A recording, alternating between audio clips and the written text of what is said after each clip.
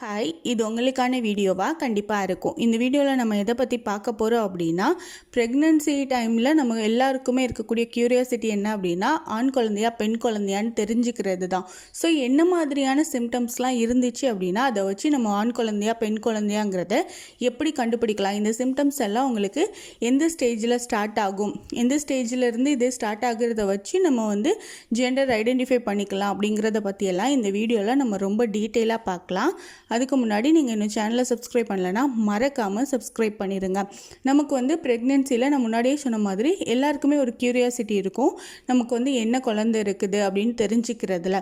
So நமக்கு என்ன மாதிரியான சிம்டம்ஸ்லாம் இருந்துச்சு அப்படின்னா அது ஆண் குழந்தை, என்ன மாதிரியான சிம்டம்ஸ்லாம் இருந்துச்சுன்னா அது பெண் குழந்தை அப்படிங்கிறத பற்றி பார்க்கலாம். ஃபர்ஸ்ட்டு சிம்டம் என்ன அப்படின்னா வாமிட். அதாவது நமக்கு அளவுக்கு அதிகமான வாமிட் நம்மளோட ஏர்லி ப்ரெக்னென்சிலேயே இருக்குது அப்படின்னா அது ஒரு பெண் குழந்தைக்கான ஒரு அறிகுறி தான். அதுக்காக ஆண் குழந்தைகளுக்கு இருக்கிறவங்களுக்கு வாமிட்டே இருக்காதா அப்படின்னு கேட்டால் அப்படியெல்லாம் இல்லை, இருக்கும். அதை கம்பேர் பண்ணுறத விடைக்கும் உங்களுக்கு பெண் குழந்தைகளுக்கு இன்னும் அதிகமான வாமிட் சென்சேஷன் இருக்கும். ஸோ இதை வச்சு தான் சொல்கிறோம், உங்களுக்கு அளவுக்கு அதிகமான வாமிட் சென்சேஷன் இருந்துச்சு அப்படின்னா உங்களுக்கு அது பெண் குழந்தையாக இருக்கிறதுக்கான வாய்ப்புகள் அதிகமாக இருக்கும். செகண்ட் சிம்டம் என்ன அப்படின்னா கிரேவிங்ஸ். அதாவது உங்களுக்கு அதிகமாக பசிக்கும், அதிகமாக பசிக்கிற மாதிரி இல்லைன்னா பசிக்கும், சாப்பிட முடியாது, இந்த மாதிரியான சிம்டம்ஸ் இருந்துச்சு அப்படின்னா அது ஆண் குழந்தைகளுக்கான அறிகுறின்னு சொல்கிறோம். ஸோ இந்த மாதிரி இருக்குதான்னு நீங்கள் கொஞ்சம் செக் பண்ணிக்கோங்க. தேர்ட் சிம்டம் என்ன அப்படின்னா இது காமனாக சொல்லக்கூடிய சிம்டம் தான்.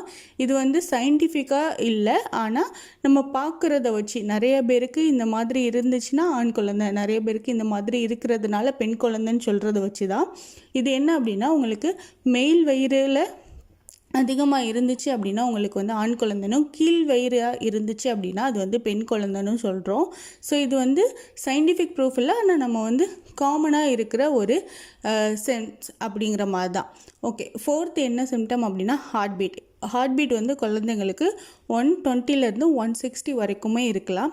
இதில் 140க்கு கீழே இருந்துச்சு அப்படின்னா அது பாய் பேபினும், 140க்கு மேலே இருந்துச்சு அப்படின்னா அது பாய் பேபினும் கேர்ள் பேபினும் நம்ம சொல்கிறோம். ஸோ இந்த மாதிரி உங்களுக்கு சிம்டம் இந்த சிம்டம் எப்போ இருக்கும் அப்படின்னா உங்களோட 3rd மந்த் ப்ரெக்னென்சிக்கு நீங்கள் ஸ்கேன் எடுக்கிறப்போ அதிலே ஹார்ட் பீட் நோட் பண்ணி கொடுப்பாங்க. அதிலே நீங்கள் செக் பண்ணால் உங்களுக்கு கண்டுபிடிக்க முடியும்.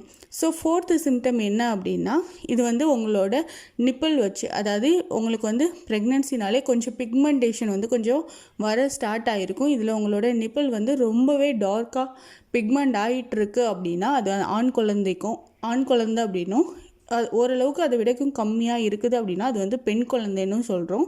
ஸோ இதை வச்சு கூட நம்ம டிஃப்ரென்ஷியேட் பண்ணி பார்த்துக்கலாம். அதே மாதிரி நெக்ஸ்ட்டு சிம்டம் என்ன அப்படின்னா உங்களோட வயிறில் இருக்கக்கூடிய கோடு. இது உங்களுக்கு கொஞ்சம் லேட்டராக ஒரு 5th மந்த்க்கு அப்புறம் தான் உங்களுக்கு தெரிய ஆரம்பிக்கும். இது லைன் லைக்ரான்னு சொல்கிறோம்.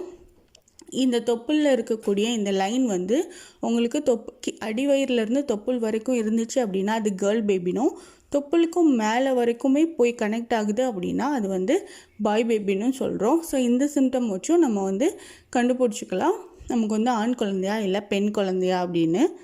அண்ட் நான் இப்போ சொன்ன சிம்டம்ஸ்லாம் வச்சு நம்ம இந்த ஜெண்டர் தான், இந்த குழந்தை தான் அப்படின்னு கெஸ் பண்ணிக்க முடியுமே தவிர நம்மளால் கன்ஃபார்ம் பண்ண முடியாது. ஏன்னா நமக்கு எல்லா சிம்டம்ஸும் எல்லாருக்கும் ஒரே மாதிரி இருக்கணும்னு இல்லை. நம்மளோட ப்ரெக்னென்சி சிம்டமே எல்லாருக்கும் டிஃபர் ஆகுறப்போ நமக்கு இந்த ஜெண்டர் ஐடென்டிஃபிகேஷன்லேயும் நிறைய டிஃப்ரென்ஸ் இருக்கும். ஆனால் நான் இப்போ சொன்னதெல்லாம் மேஜராக இருக்கக்கூடியது. ஸோ மேஜராக இருக்கிறத வச்சு நம்ம ஓரளவுக்கு கெஸ் பண்ணிக்கலாம் நமக்கு ஆண் குழந்தைங்க தான் இல்லை பெண் குழந்தை அதுதான் அப்படின்னு. ரொம்ப எக்ஸ்பெக்ட் பண்ண முடியாது. ரொம்ப எக்ஸ்பெக்ட் பண்ணுறப்போ நமக்கு என்ன ஆகும் அப்படின்னா சப்போஸ் ஆப்போசிட் ஜெண்டரில் இருந்தாங்க அப்படின்னா நமக்கு அது ரொம்பவே டிசப்பாயின்மெண்ட் ஆகும், நமக்கு ஸ்ட்ரெஸ் ஆகக்கூடதுக்கான சான்சஸ் இருக்குது.